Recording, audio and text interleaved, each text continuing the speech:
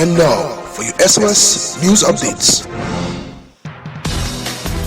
Good afternoon, I'm Cornelius Marie with your SOS 959 News Wrap for today, Tuesday, June 30, 2015. Top stories this news time: Makeda Shillingford calls on government to have a public register of sex offenders. St. Martin is ready for the Diamond Estate 26 escape reenactment tonight. On the regional scene, internet revolution in place for Cuba.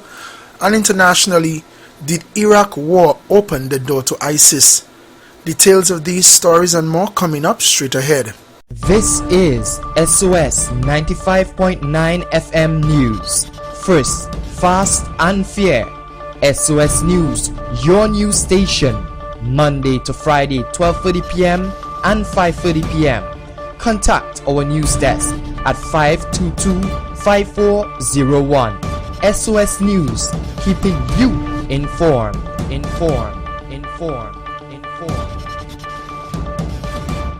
Welcome back. Top story this news time: Soja Ref, president of the Conscious Lyrics Foundation, state that St. Martin is ready for the Diamond Estate 26 escape reenactment plan to take place today, June 30. He stated that the story was taken from the book National Symbols of St. Martin. The president is inviting everyone to come on out this evening. As part of the Emancipation Celebration 2015, the Ministry of Education, Sports, Youth Affairs and Culture, Ms. Rita Barnes-Gums, have commissioned the NIA, the National Institute for the Arts, to put on the reenactment of the Diamond Estate 26.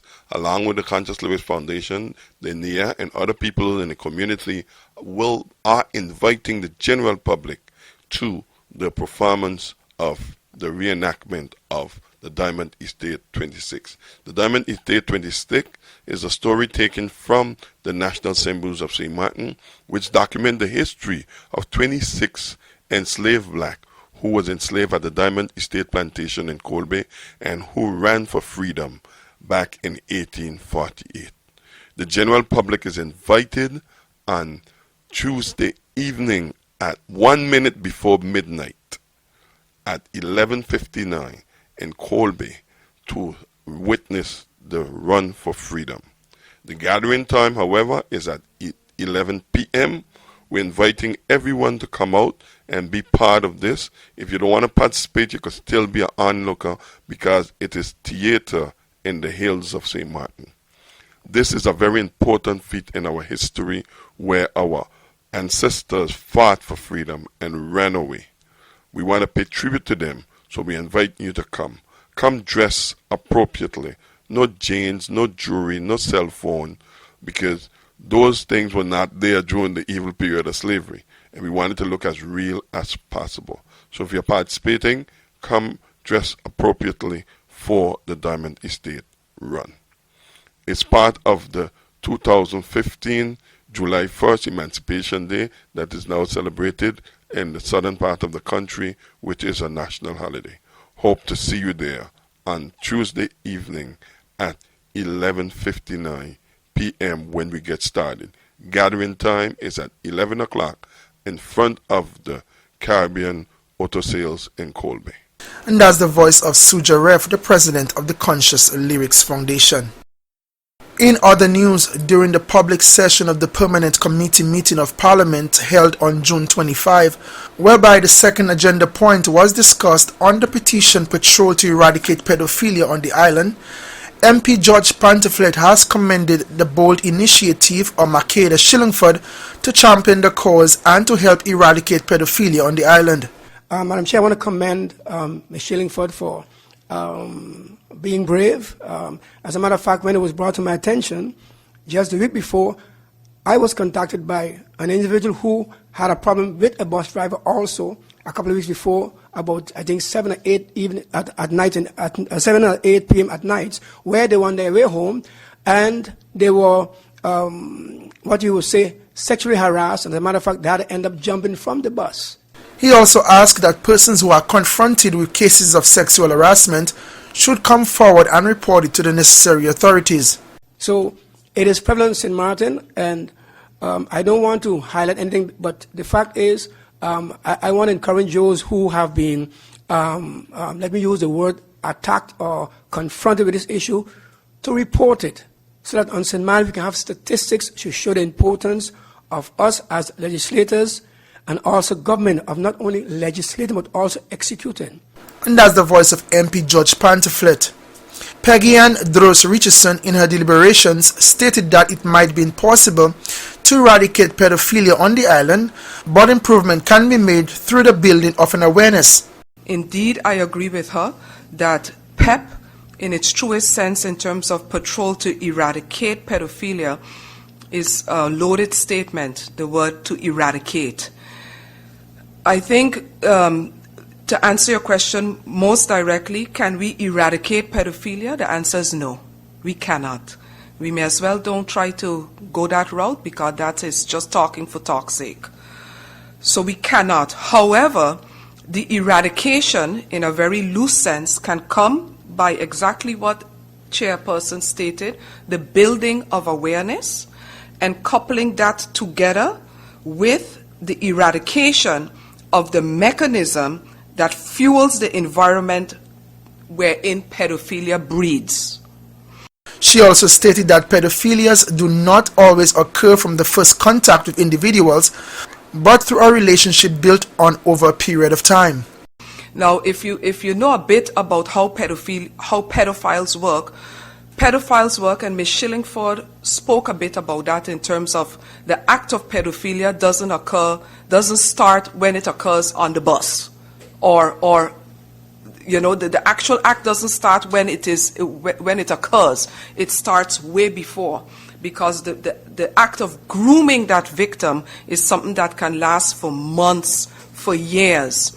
And the pedophile targets, and this is where we need to eradicate as much as possible the mechanisms in the environment, because they target single parent income persons, single families. So the environment of poverty and a poor social network, a poor protection of the social environment is where the pedophile actually operates the best. They target children that come from an impoverished situation, children that look at others that have Blackberries and Samsungs and they get their nails done, and the pedophile targets them. Let me hook you up. I'm going to get your nails done for you. And they groom that child.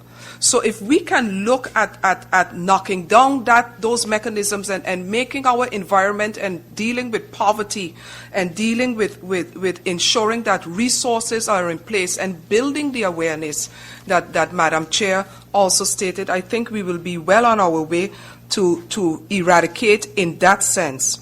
We also need to build the awareness in terms of the impact that it has. And that's the voice of Peggy Andros Richardson. And now for some police news. On Sunday afternoon, June 28, around 4:30 p.m., a major fight took place at a residence on the Middle Region Road. The parties involved were severely under the influence of alcohol. During the fight, a 23-year-old man was stabbed in his eye with a sharp object. The victim was transported to the hospital for medical assistance. The police were called and a patrol and detectives to the scene to investigate the case. An 18-year-old woman, the suspect of the stabbing, was taken into custody. She was then questioned by detectives at the St. Martin Police Department. The police is asking anyone who witnessed this incident can call the police hotline at 542-2222 or stop by the station to talk to the detectives that's handling this case. In more police news, on Friday, June 26, an armed and masked man entered a house in Back Street. A woman and her 9-month-old baby were threatened by the armed man with a gun. The man kicked the baby and the mother started a fight with the man. Another person who was in the house but in another room came to their rescue and the robber took off running. Nobody was injured during the fight. The robbery was unsuccessful, however. A police patrol and detectives went to the scene to search for evidence. An official complaint was made to the police, who are investigating the case. Still on police news, on Friday afternoon, 26th of June, on Welfare Road in Colby, in the vicinity of Tropicana Casino, The police patrol stopped two young men aged 15 and 17 years of age. The two young men were riding on scooters of which they did not have any proof that they were the official owners. The two youngsters were arrested as suspects of theft. Both of them were taken into custody and will be questioned.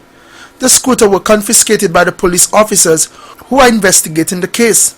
The prosecutor will make a decision if and when the scooters can be returned to the rightful owners. Still on police news, on Friday, June 26, around 3:25 p.m., a former couple were arrested in St. Peter's by police for destructing, threatening, and attempted manslaughter.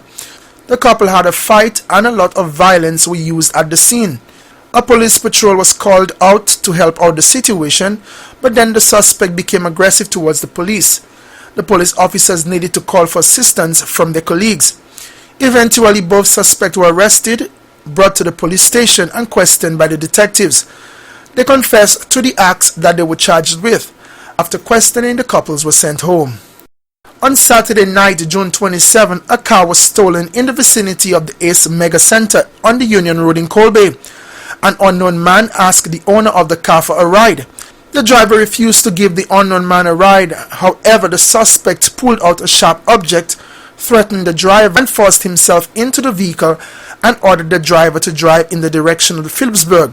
During the ride, the suspect forced the owner of the car to get out of his own vehicle. After forcing the driver out of the vehicle, the suspect then drove off with the victim's car. The police were called to the scene. The victim was taken to the police station to file a complaint. The detective department is investigating this incident. On Saturday, June 27, at approximately 1:45 a.m., a police patrol was sent to a snack bar opposite Jump Up Casino to investigate a break-in in progress. On the scene, the investigating officers noted that the suspect had gained access via a window on the side of the building. While the officers continued with the investigation, they noticed that the suspect was still in the building. The 47-year-old suspect, who was well known by the police, was arrested on the spot and taken to the Phillipsburg police station for questioning. On Saturday, June 27, at approximately midnight, Police Patrol and Traffic Department was sent to the AJC Bowers Road in the vicinity of the Lookout Point to investigate a traffic accident. On the scene, the investigating officers encountered a vehicle which had landed on its roof.